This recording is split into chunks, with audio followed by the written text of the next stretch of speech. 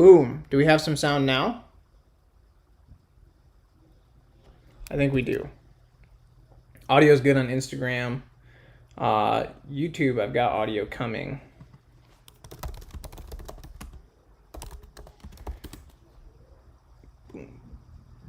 Oh, there we go. I got the audio working on YouTube. Boom. Do we have some sound now? We do. We have sound. We can hear myself. There's a bit of a delay in the videos. But all right, so it looks like we are up then, which is pretty exciting. We've got some sound. Yay, everybody's excited. Everybody's happy. So I'm Brian from yoyotricks.com. We've got a live stream going today where we're going to talk with our good friend, Taylor Tries. We're going to be doing an interview. I really love a lot of what she's doing. She's going to be calling in on Skype, and I'm going to get that set up and working for you guys. A little bit of news while we wait. We are going to start we're trying to actively, and we're making a lot of changes with our live stream setup that we're doing. And so one of the things that we're doing, at least that we're going to do here soon, is we are going to start live streaming Monday, Wednesday, Friday, and trying to release trick videos Tuesday, Thursday, Saturday. So we'll see how that goes. I think we're going to do it Adam Monday, Jake Wednesday, and me Friday. It'll be at 2 p.m. for now, and we're going to pick different topics to discuss. You guys can suggest topics. Some of them are going to be like, what do we think about competing? Why don't we compete? Why do we compete? Just whatever else. So that's like an idea, or picking our brains about like Adam's thoughts on developing yo-yos, my thoughts on developing yo-yos. So it's going to be kind of cool. We're going to discuss lots of different topics again that you guys can add and all of that. So I think that'll be really fun. You'll also be able to suggest interviews, and I'll do interviews with certain people every so often, like I'm doing today, which I think is really going to be a lot of fun. If you guys have questions at all, let's check the chat here. If you have questions at all during this interview for myself or for Taylor, please just ask. Put them in the chat box. We got a lot of people on YouTube saying hi. Why Taylor Tries at. Taylor will be on in just a few minutes as she's calling in. I was just getting everything set up. So she will be here. It's about 2:05, so I expect her to be calling anytime soon. In fact, let's check out the Skype app. Maybe she's already trying. Not quite yet, but she will be. So that'll be pretty cool. She'll be joining in, so just hang tight for a minute. Yo-Yo Sam C, when is the solstice coming out? I assume Adam shared that in one of his live streams. It is, I believe they're on the way being shipped to us, so they should be here pretty soon, which is going to be pretty exciting. That's one of the new yo-yos. It was the one that I was calling you guys, was the code name Pelican. It's actually going to be called the Solstice, which I think will be a pretty cool yo-yo in general when it comes out. Great for finger spins. We have a lot of other exciting content. If you guys haven't checked out Adam's most recent video on juggling 2 in 1 hand, you should check that out. I think it's a really good video. You guys would really like it. So make sure you check that out.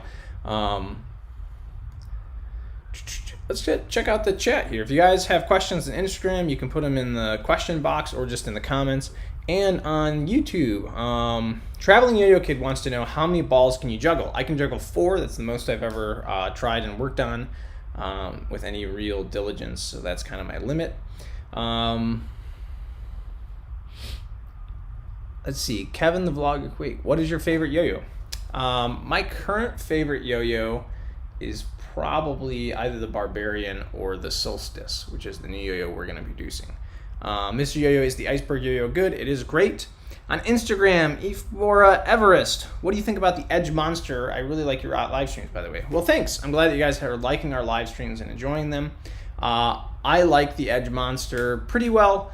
In my opinion, they went a little bit overboard with the number of edge variations they made. There's like too many. And a lot of them are really similar, but I guess you get the benefits in different ones being less expensive, monometal versions, things like that. But, I mean, like all the Edge yo-yos, the Edge Monster is a good yo-yo.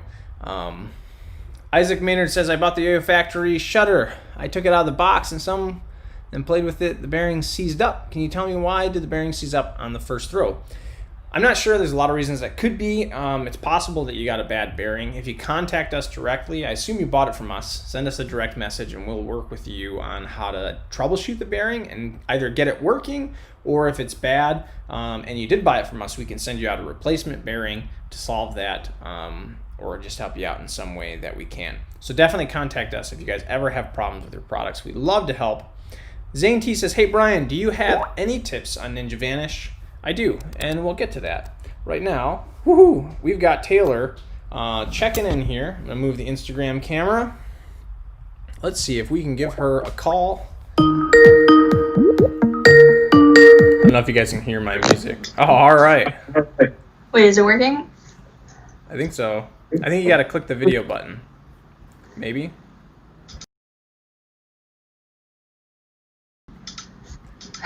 Dang it.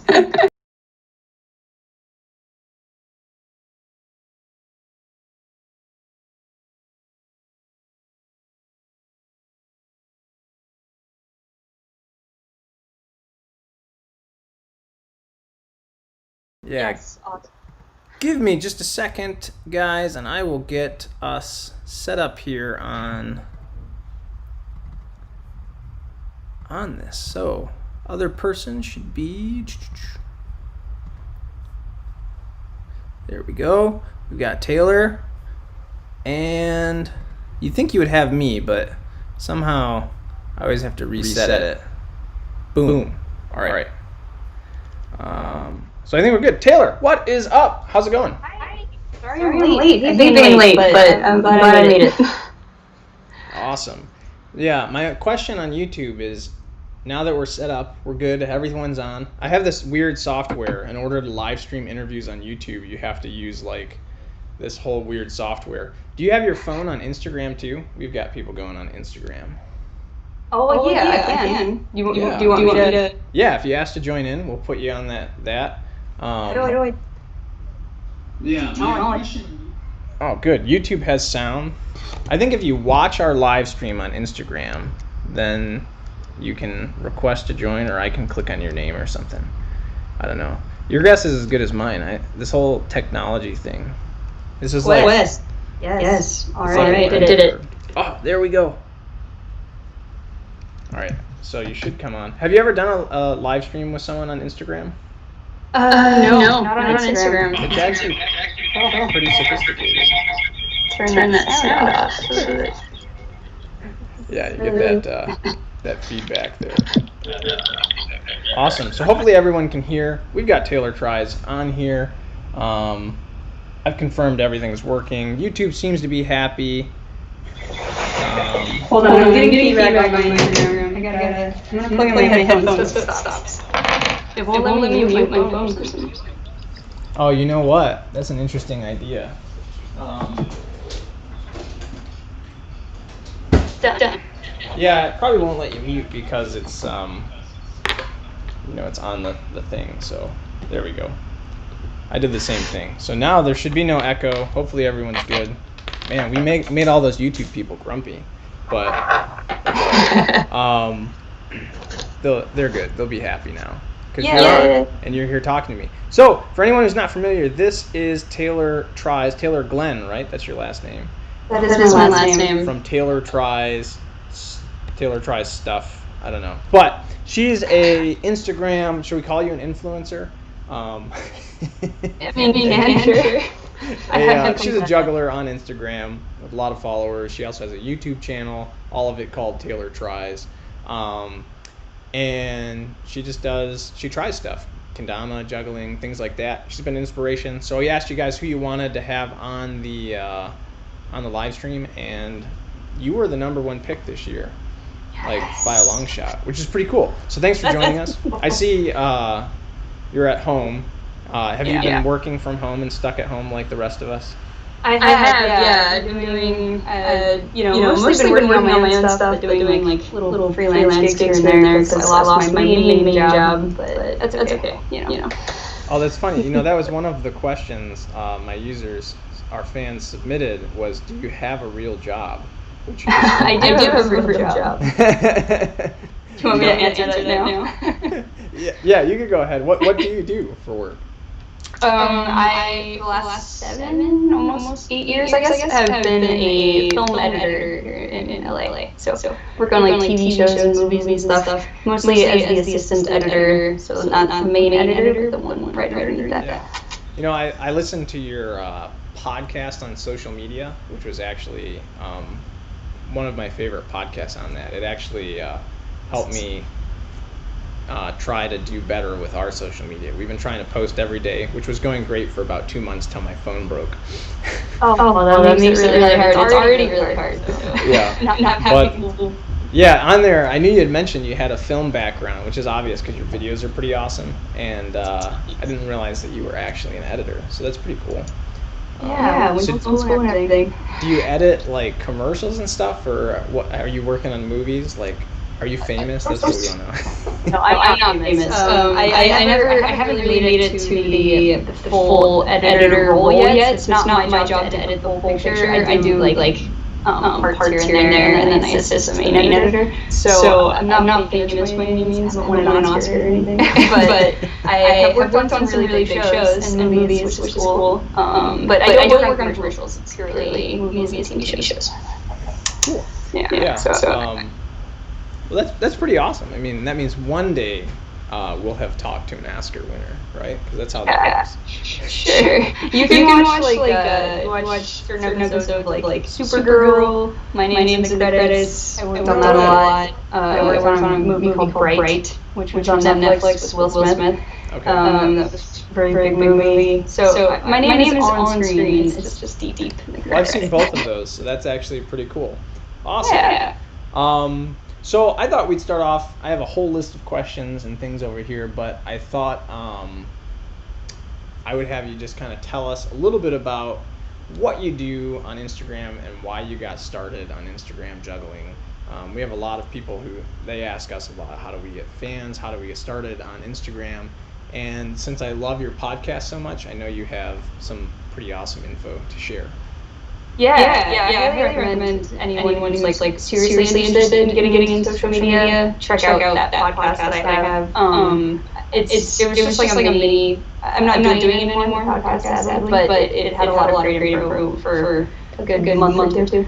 But basically, I started by it mostly came out of my depression. Honestly, I was really depressed and looking for something to just kind of get me out of bed or even just help me feel like slightly accomplished every day.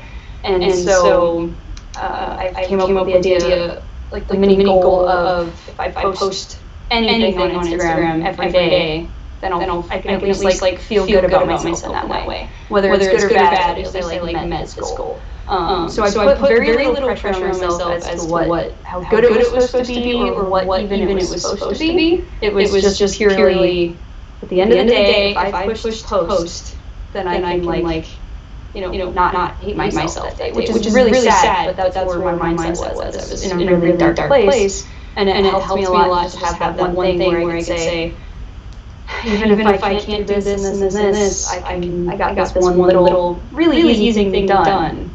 Even though it wasn't easy every day, but I think it's easier than people think it is. We create a lot of rules on top of that. Like it has to be this quality or this trick or this hard. And in reality, you can just take a photo of something and post it on Instagram. It doesn't need to be that. You know, it's funny.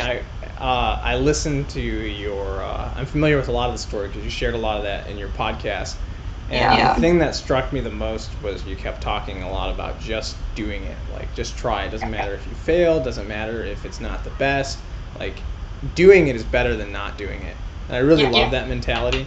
And you talked about, like, I can't remember. Oh, you talked about, like, you got somewhere and you took a random post of you taking a bite of some food, and that post happened to do really well.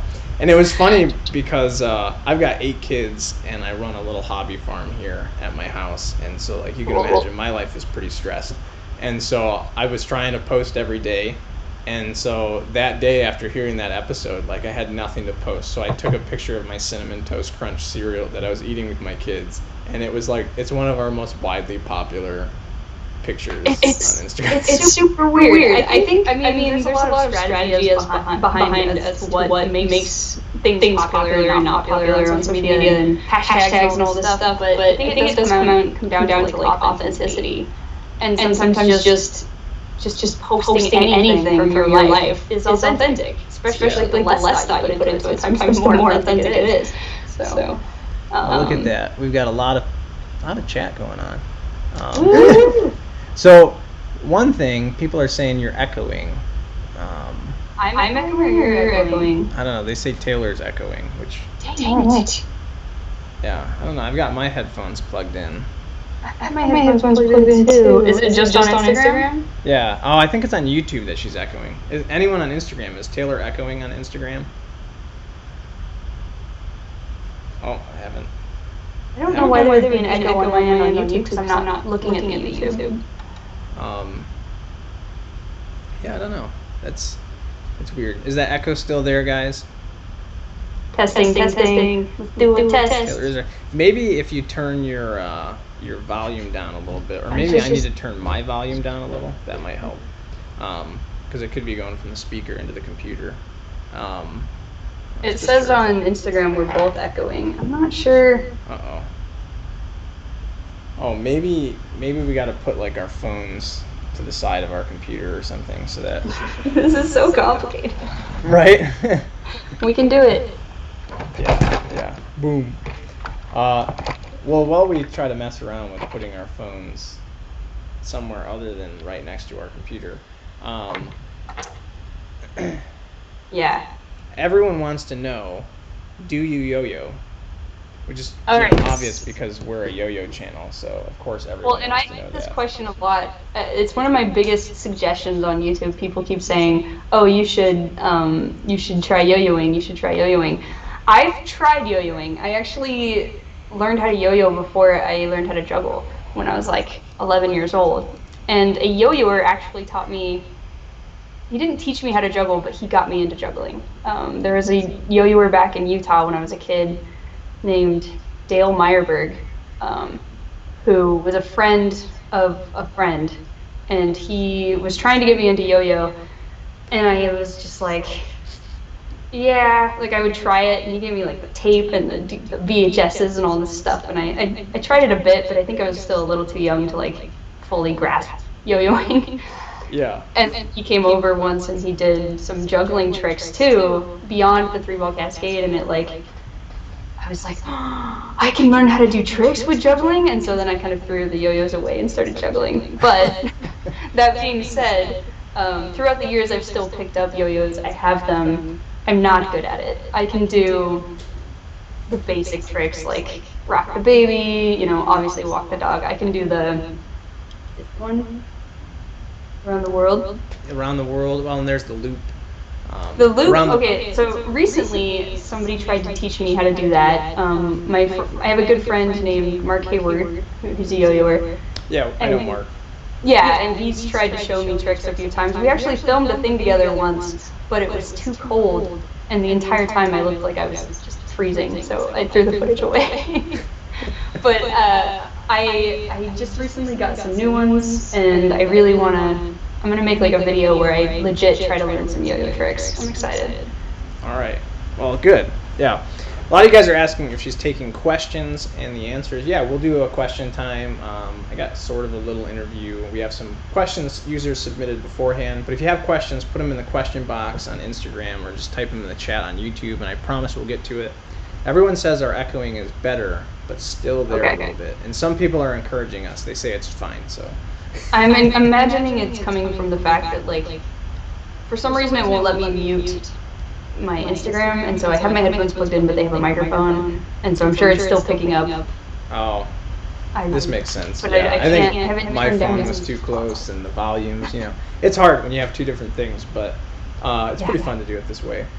So, we were talking about why you got into juggling. So you told us that, and then, so the other thing I want to talk about before we get to user questions is, like, I noticed you do a lot on your Instagram channel. We do a lot on our well, I guess YouTube and Instagram channel. I don't know if you've been to our site much, but we've recently expanded into juggling, which is pretty cool. You know, I've been juggling for a while, and not that great, but I can make a video, I guess. I'm sure it's better than most people. And so, yeah, I wanted to pick your brain and get some of your thoughts on, like, why do you try so many things, and do you think there's a benefit to learning more than one skill? Like, is it better for you to have yo-yoing and kendama and whatever else in your skill set in addition to juggling, or would it be better to just be a juggler? All right, so the first part of that question is, why do I try so many things? Really, it just comes down to, like, it makes me happy. I really like learning skills. I love just, like, getting really into something for, like, a month and then getting really into something else. I just think it's super fun. The whole learning process is probably my favorite experience. I love just trying to figure out a new thing. It's like a puzzle. And I do think that it's also relatively easy, especially the more you learn things, to pick up a new thing. So I can get pretty good at something new pretty quickly, and that feels good, and it's really fun. So there's like a sort of selfish dopamine hit probably that you get when you learn something really quick. So I love doing that. There are a few hobbies that like stick with me, and I will do throughout the years, but there's far more hobbies that I've learned and then never done again. But I just think, I don't know, I think there's something about experiencing as much as you can in life. I think that that's what life's all about. And I think it's important to try as many things as possible to figure out what you like and what you don't like, and just enjoy that process. I feel like a lot of people have the motivation for learning something because they want to get really good at it. And I don't have that.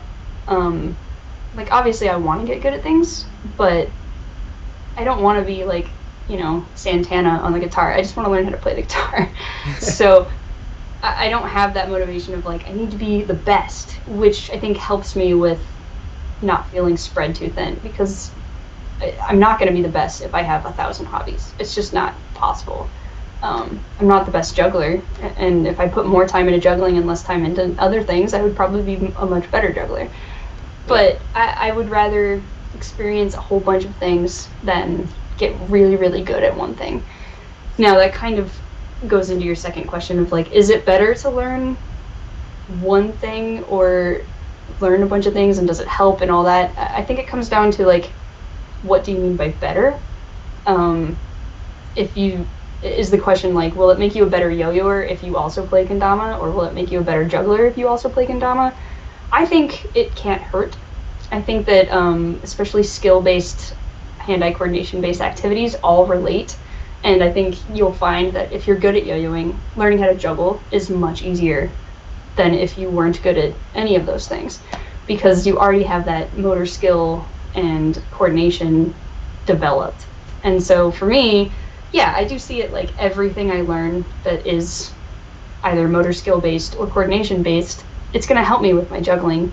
And creatively, I can incorporate a lot of that into juggling. Like, you know, when you see jugglers start to learn kendama, there's this whole new style of kendama that comes out of it because jugglers approach things so differently.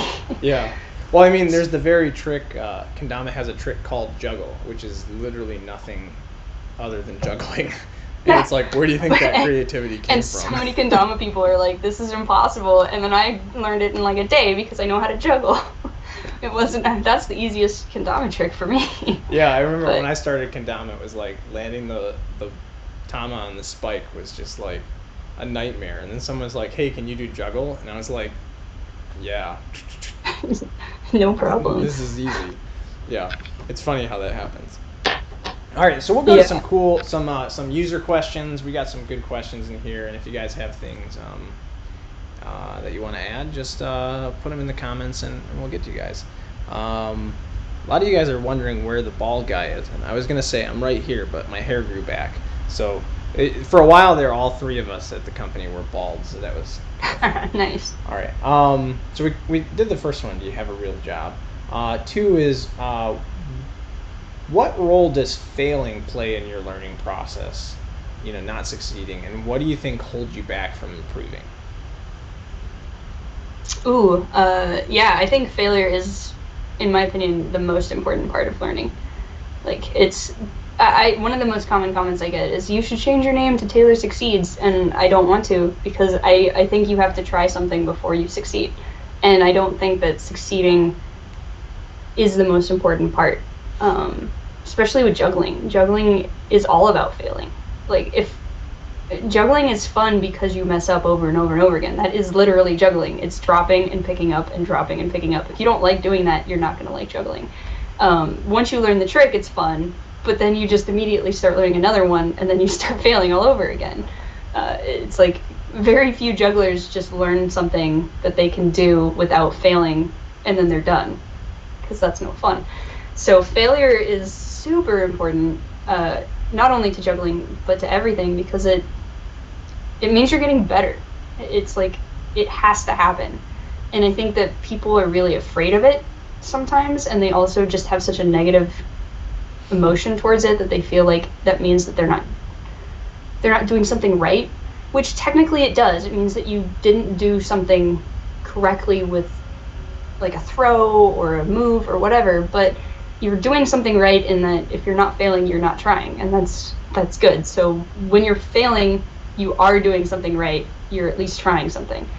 And from there, I think the thing that prevents you from getting better is right after that moment. If you fail and then you stop, you're never going to get better, right? A lot of people get frustrated and they get down on themselves and they compare themselves to other people, and they don't realize that those people failed just as much as they did. And so they stop and they'll just never try again. And of course, you're not going to get better that way. The other part is right after you fail, you can go on autopilot and you can start trying the same thing over and over again. And I think naturally our brains will get better. It's amazing how, without thinking, our motor skills will just like learn how to do a trick. But if you want to learn faster, you have to think about it. After you fail, you figure out what went wrong. And you look at like, how did I throw that wrong? Well, I need to throw it more across, or I need to throw it higher. And then you adapt and you get better. And I think that's true for anything, even in life. It's like, why am I broke? Because something happened. Let's look at my finances. You can just continue to go on autopilot, but that's going to prevent you from getting better. And so I think, yeah, that moment right after failure is like super crucial for getting better. Yeah. What's the saying? Like, you do the same thing expecting a different result. Like, that's the definition of insanity. I don't know, something like that.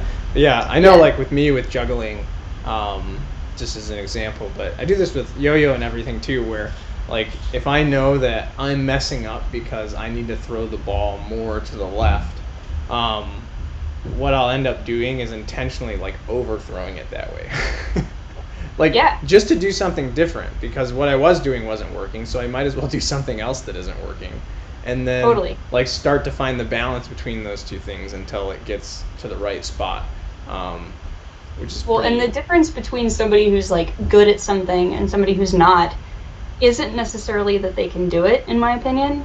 Like, after watching a lot of jugglers and myself getting better over the last like 15 years, where I am now versus where I was isn't, in my opinion, the amount of tricks I've learned. It's my ability to control, it's my ability to look at what's going wrong and adapt quickly.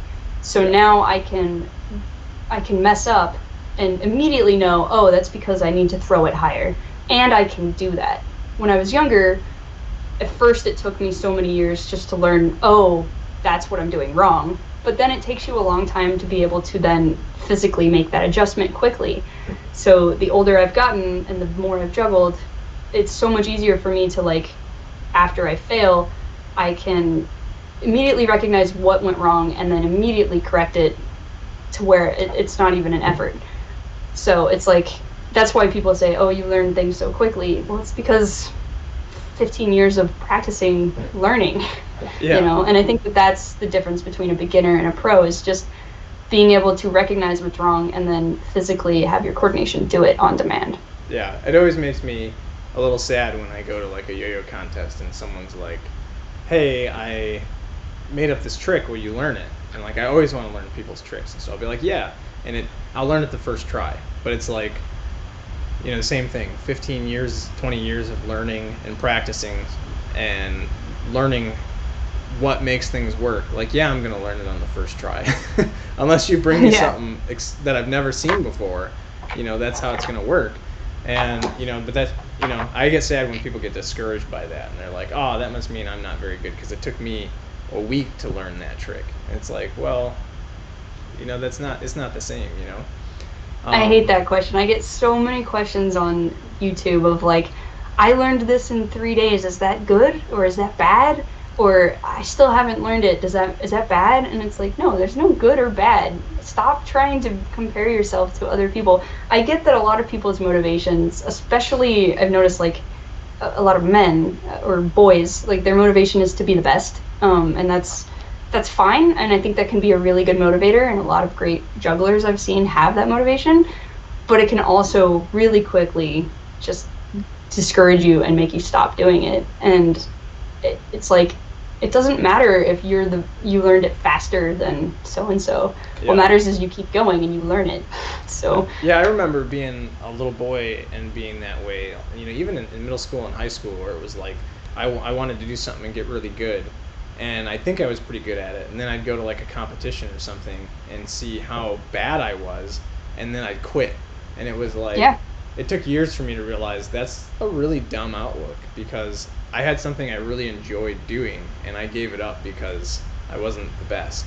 And you know, that's kind of sad. It's okay to use competition as motivation as long as it doesn't turn into the only reason you're doing it. Yeah, absolutely. So we've got the next question. Someone wanted to know, what are your tips on the best way to practice and learn new tricks?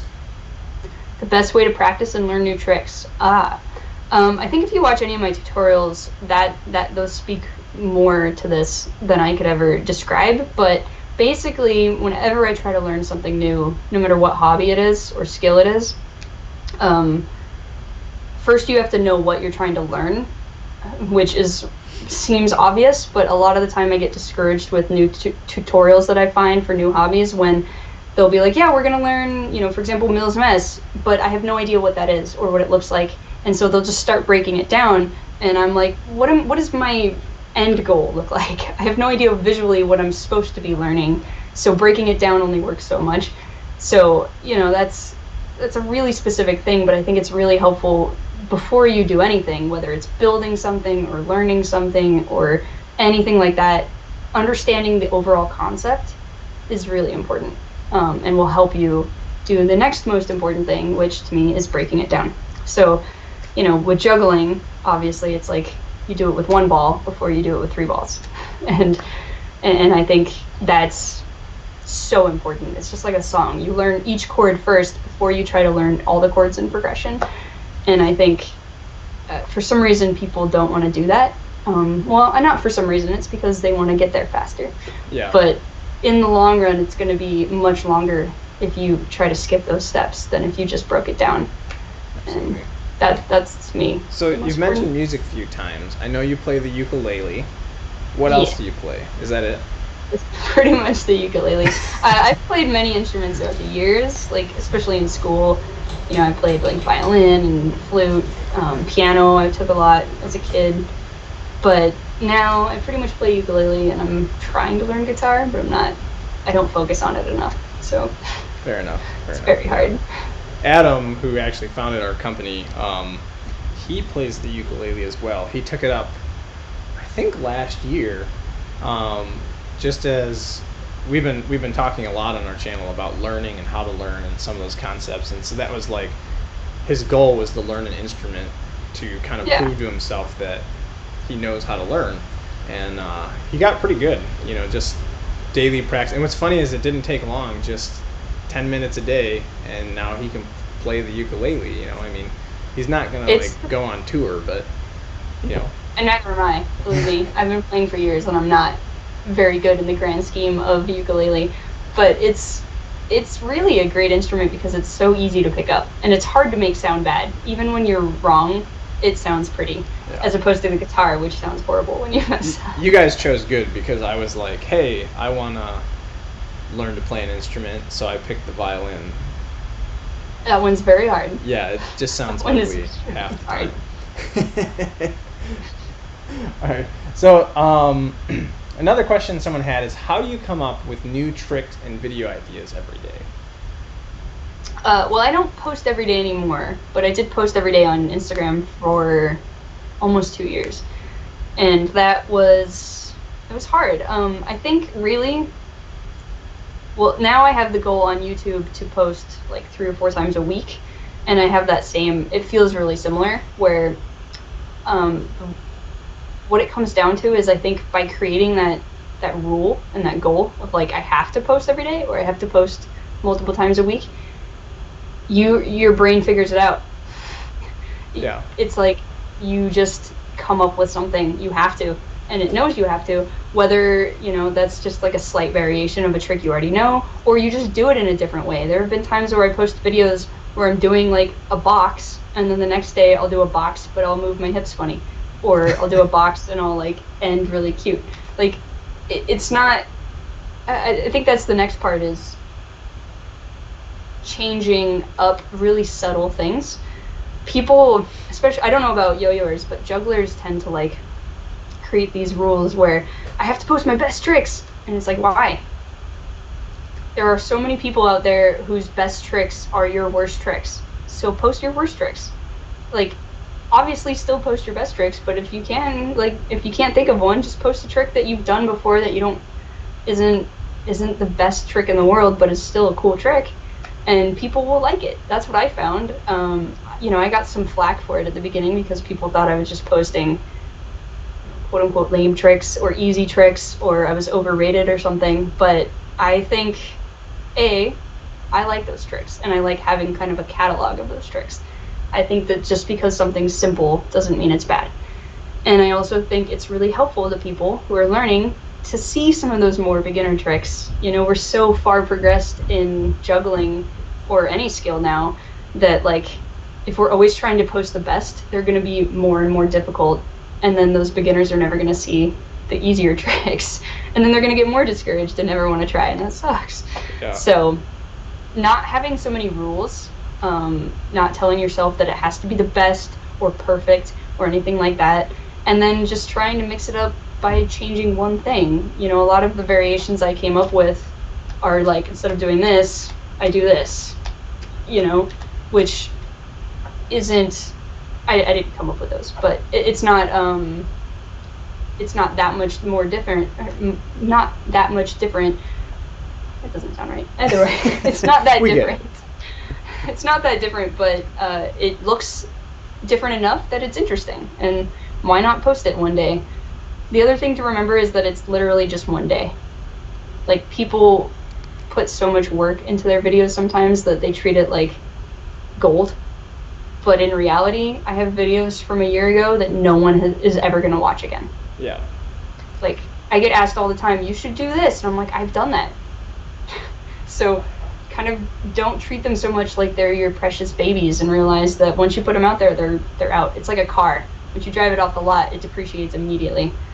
So does a video, unless it's a really great big YouTube video or something. But well, even those, they only go up for a while, and yeah, they all come down. Well, and even those, like, your best tricks are going to be obsolete in a year anyway. So yeah, it's funny. I always get that question as a yo-yoer. Our newer yo-yoers and fans will always be like, "What's your best trick?" And it's funny because I don't even know how to answer that anymore, because I just can't even keep track. Like, tricks change so much, and they get more complicated every day. And like, I'll be 30 this year, at the end of this year. I've got 8 kids. I don't have time to be the world's best yo-yoer. So like, my best trick is not the best trick. It's just half my tricks are lame. I don't really learn new tricks very much anymore. I just don't have time, And I think people get held back by that a lot, and they always want to, like, well, it's like you said, it's got to be the best, and that's kind of silly. Yeah, we have yo-yoers. Yeah. I think they put a lot of like jugglers, they put a lot of rules on themselves. Well, and best is so relative too. I mean, there are jugglers, who are juggling 9 objects, and you could say those are the best. But then there are jugglers juggling 3 objects in the weirdest patterns that I can't do, and you could say those are the best. Yeah. So it's like, who's to say what's better with that? And I'm sure yo-yoing's the same way. I know there's different styles and Yeah, whatever. there's the 5 styles, and then you even have like a lot of American players do what we call technical stuff, where they tend to stand still with this little box and they hit a lot of strings, and they do these really intricate patterns, and it's, you know, they're really cool tricks, yeah, and they're so complicated. And then like a lot of the Japanese players, they're really into performing arts a lot more. A lot of them are jugglers too, and so they'll have music and like they coordinate themselves and they do these like big arm movements, like, and it almost looks a little silly for what we're used to over here with yo-yoing. But like if we sit down and watch the World Yo-Yo Contest, like my wife does photography for us, and so we went to Iceland in 2017, and I had like 1 million photos of these Japanese players and like almost none of the American players that I needed. And I'm like, what'd you do? She's like, well, I thought those ones were more interesting, which is funny because she's not a yo-yoer, so she's like, I don't know what they're doing when it just all looked the same, so why take 100 photos? I could take one and it looks exactly the same, you know? It's totally the same in juggling. Yeah. 9 objects is only impressive if you know what you're looking at. It's Yeah, but it's also just like, you know, whatever style of juggling you want to explore, do that. I just think it's important not to phrase it as what's the best, because none of it's the best. It's all relative. And yeah, so if you're going to ask somebody like, what's your best trick? It's a silly question. It's like, you can ask me what my favorite 3-ball trick is. You can ask me what my hardest trick is with numbers juggling, but none of them are the best. Yeah, it's great. You know, it's funny because I've seen a comedy routine where a guy did nothing but basic 3-ball cascade, and it's one of the best juggling routines I've ever seen personally, because there was so much more to it. Like, it wasn't just dependent on the juggling. But it's a completely different category. Like, you can't even compare that routine to someone who's juggling, 7 objects while balancing on a barrel or something, and doing backflip. Like, those are just very different things. But yeah, well, and that's why I also encourage like new jugglers, or new people with any hobby, to not be so focused on what's obviously better. Like, a lot of beginners I see, like, right after they learn 3, they try to learn 4, and then they try to learn 5, and then 6, and it's like, that's fine, you can do that, absolutely, and you'll get numbers really quickly, but there's so many things you're going to miss out along the way. There are infinite amounts of 3-ball tricks that you should be learning, and 4-ball tricks and 5-ball tricks before jumping to the next level. And I think it's just good to kind of to see them all, kind of like a general ed requirement. Like, you should have to try a bunch of styles before you just like obsessively do one.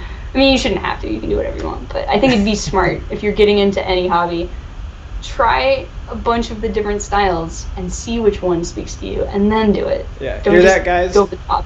Taylor says you should do something besides 1A yo-yoing. You should try the other styles because they're better.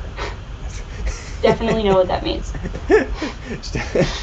Yeah, basically we have 5 styles and we just call them 1A, 2A, 3A, 4A, 5A. Which Mark are tried to explain super it to me lame once. names, but that's what they are. So one last question we have is, this one came up a lot actually. A few different people wanted to know, why do you think there's more girls into juggling than into yo-yoing? You might not have any insight, but why are girls into juggling? I think it's hilarious because at the same time, like, jugglers are always like, why are there not enough women in juggling? But it's growing a lot, which is great. I think it's very complicated. I think it has a lot to do with our society in America. I've noticed that, like, in other countries, at least for juggling, there's a lot more women than in America, and I think it does come a lot to do with our gender roles that we create and the way that we subtly encourage, like, for example, young boys to be competitive and to do things like hobbies, and we encourage not everyone, but a lot of people encourage, like, young girls to do more social activities and not be so, competitive with other people or themselves or whatever. I think it's changing, but I know as a kid, like, I was definitely encouraged one way, even though I ended up going the other way. I think you could argue that there's some nature versus nurture there, and that maybe boys just naturally want to do these things. But I do think that I see it all the time with people just encouraging one gender to do more this type of thing and less of this type of thing. And then also, I think for juggling, it is probably more of maybe like a social thing. There is like passing juggling, which a lot of women get into. And from what I've seen with yo-yoing, it tends to be very much an individual thing. There is like a community and everything, but it's hard to interact with each other, right? It is hard, and I've often wondered if juggling was perceived as more social. One of the interesting things I used to run a yo-yo club, and we do a lot of contests and things, and it's amazing to me that you can go to a yo-yo club and there can be 20 people in a room who all love yo-yoing, and they won't talk. They'll just be looking down at the floor, throwing their yo-yo. Yeah. And it's like, you guys could have just done this at home, And juggling clubs can be like that too, but there is that still option of like passing, and that is a big part of juggling, and that does tend to attract a lot of women. And I think a lot of that has to do with that kind of deep-rooted upbringing that I was talking about. Then also the idea that juggling is more related to a lot of other hobbies that have more women, like dance and like hooping now is really popular and has a lot of women. Poi, all of those are 1 degree away from toss juggling, so I think it's easier for more and more to kind of cross over. Yo-yoing is more in like the skill toy category, even though to me it's like 1 degree away from juggling. But a lot of people, or a lot of hobbies, don't seem to obviously connect to it. Yeah. That have more. If you've never watched, maybe I'll have to send you some. If you've never seen some of the Japanese yo-yo performances, you might like a lot of those because, like I said, a lot of them, they're performances. They're not just like competitive routines, and it's just so interesting because I think they would connect with people the way you're saying that juggling does, where it's a lot closer to something like a dancer than because there are guys in Japan and girls who are yo-yoing that utilize ballet, and so like I think if a ballerina saw that, she'd be like, hey, I know half of that already, I just got to learn this one thing. But yeah, when it's very yo-yo is very here isolated as a competitive. There's a lot of people who are pushing it as a competitive sport, and I'm like on the outskirts. We're trying to push back and say, yo-yoing is really about performing. It's not about competition. It's a performance art. Juggling had that like 10, 15 years ago. So. Oh, good. So we're on the cusp. That's what you're saying. Yeah, maybe it's similar, and now it's shifted a little bit, but yeah, it is. It's like I said, I think it's a lot of complicated things like that, and I think with that same social aspect, I think the negative side of it is that with things like juggling and yo-yoing and all of these kind of strange hobbies, there is going to be, or there has been, a sense of like social distancing that happens. Like, it's not necessarily the coolest thing to do.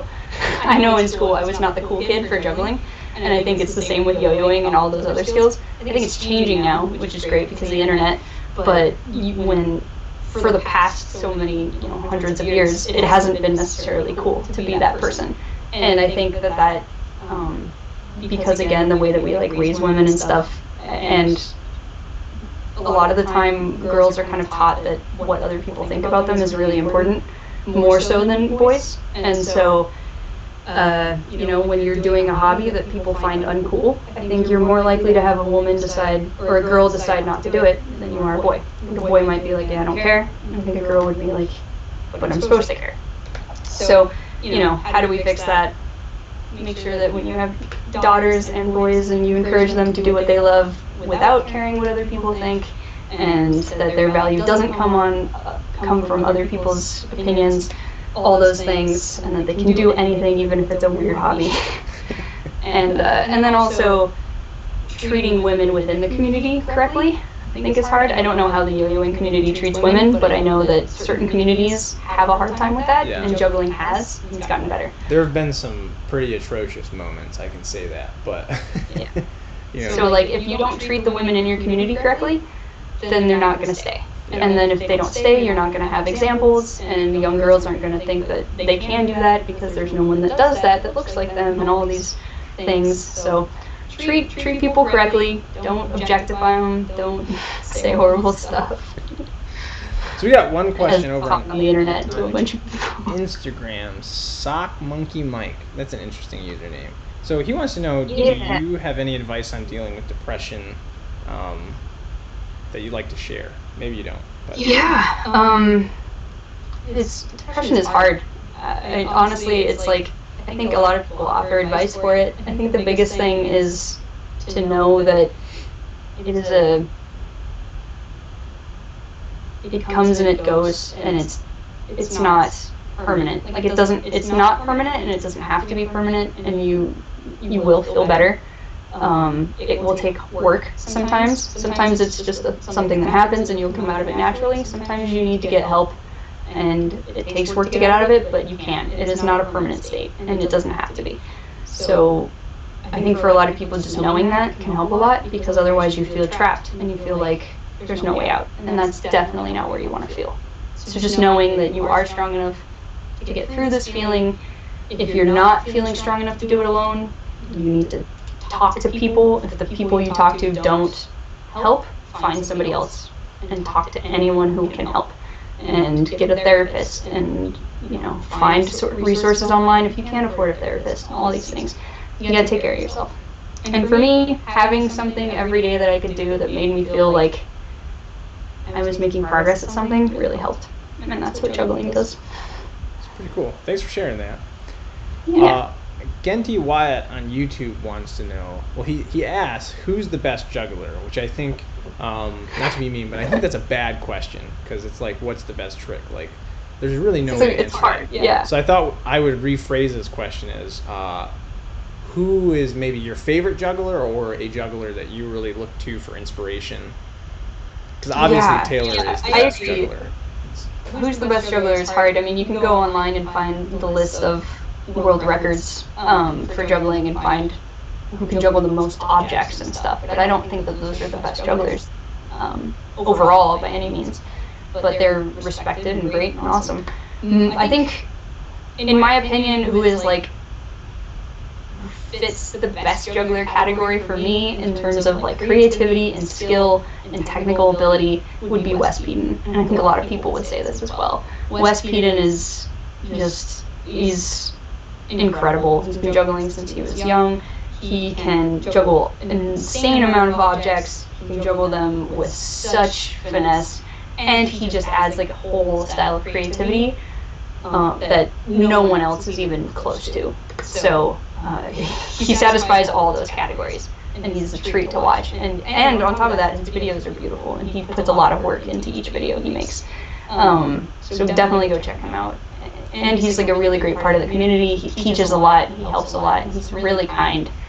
In my opinion, he fills all of those categories of what a best juggler should be. Yeah. So Wes Peden. Cool. We've got one more question. Oop, I hit the wrong button on Instagram. One more question we'll do, and then we'll wrap it up here, because we've been going for a while here. My phone's going to tip over. Peaks 210. I don't know. I never pronounce people's names right, but he wants to know, when did you both start juggling? I was thinking specifically you. Like, when did you start juggling? I started juggling. I learned how to juggle 3. I taught myself with baseballs when I was playing baseball. When I was around 11 or 12, just in the dugout bored, just figured it out. So that's officially when I learned. But then I didn't get into it. So you like juggling better than baseball? That's. I mean, I do when I'm waiting for somebody who can't bat to finish up. I love baseball, but hurry up. When you're in Little League and they're not good. But I didn't get into it until Dale Meyerberg years later taught me. I think he showed me Mill's Mess, and it blew my mind. So I was like, and then that's when I consider myself like, that's when I started juggling. So I was around 14 or 15. Yeah. It's cool. Yeah. Just to answer Peak's question, I started juggling, I think I was 10. Nice. Yeah, I had that was the first time I just learned a 3-ball cascade. My brother had shown me how to juggle 2 balls, which I could never do, 2 balls in one hand. And then the cascade came because I watched some videos, like that. And I watched some videos, and I can't even remember if it was a movie or something. And then one night I couldn't sleep, and it was like a moment. Like I sat up in bed and was like, I figured out how to juggle. And I don't know why, Cool. but the idea of crossing the balls, and I kid you not, like I went downstairs, whoa, my phone dropped, and my epiphany came true, and I could juggle. It took me a couple tries, but that was like all I could do until, I don't know, probably till I was 19. I could do a 3-ball cascade, and then I started learning how to juggle. Man, my phone, there we go. We're good. I think that's an interesting point, though, that people don't acknowledge a lot, but I've noticed that, like, I mean, your brain continues to learn even when you're not doing something, as long as you have thought about it. So a lot of the time, like, when people are learning a new thing, I encourage them to do it until they start feeling like it's starting to not work, and then take a break. Especially, like, the next day when you come back, you'll be surprised how you probably improved just because your brain kept thinking about it. Yeah, it's funny because even my wife homeschools my kids, and our kids, I guess. And it's interesting because sometimes, just homeschooling, things come up, and like you take these breaks, and we had a baby back in, I don't remember, January. There's too many now. 8 is too many to keep track of. So we had a baby in January, and it was like we took 2 weeks off, and it was like we came back, and they were oddly better at most of their subjects than when we left. And it's like, I think there's a point where too long of a break, you start to deteriorate, but sometimes you need a break just to help you, whether it's yo-yo juggling or with your math. And it's also really fun for me. Like, I love times when I can't go out and juggle, or like, for example, right now it's really hard for me to go practice side swaps, which is a type of juggling with numbers. And oh man, we only got 6 seconds left on Instagram. Well, we'll wrap up. No, we can start again, right? I think so. Yeah, we'll do that. We'll start again.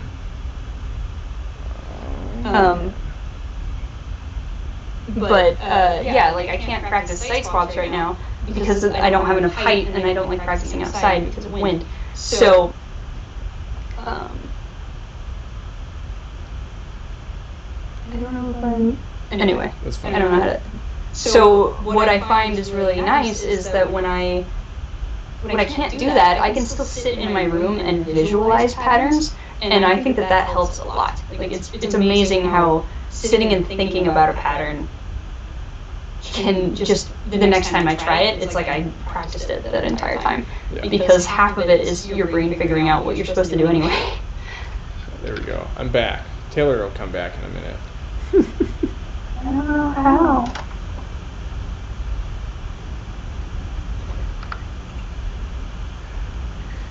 Technology. Yeah, technology is great. I always forget that they limit you to an hour, and normally we don't go this long, but you've been so fun to talk to. I'm kind of... Alright, here we go. Oh, she figured it out. Maybe, there we go. Boom. We're back. We're back. Click the add button. So that should work. I don't know if you have to hit a button too or not. Connecting. There we go. Cool. Everyone's back. Awesome. We're back. Yeah.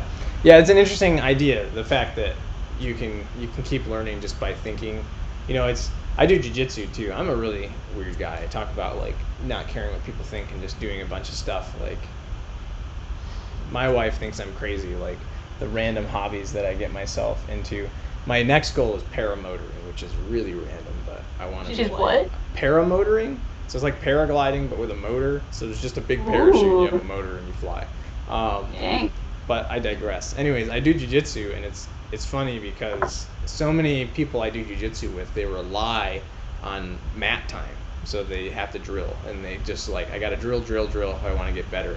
And for me, like, watching videos and just thinking about it, like if I think about how I messed up or what I could have done in some position to have won the match or something, like I can go back the next day and be way better than I was the day before just because I thought about it. Or a week without practice, like because I spent time thinking, I won't get caught in the same problem.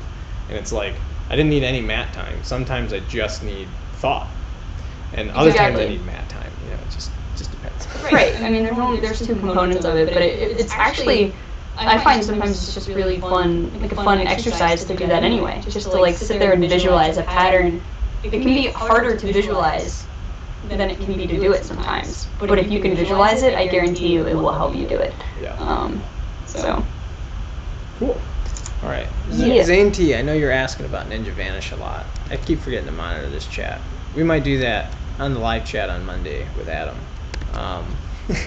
So anyways, thanks for joining us. That was pretty much all the questions. We had a huge thing. And it was a ton of fun. And thanks for sharing with us your juggling experience and the fact that you are an up-and-coming yo-yo aficionado.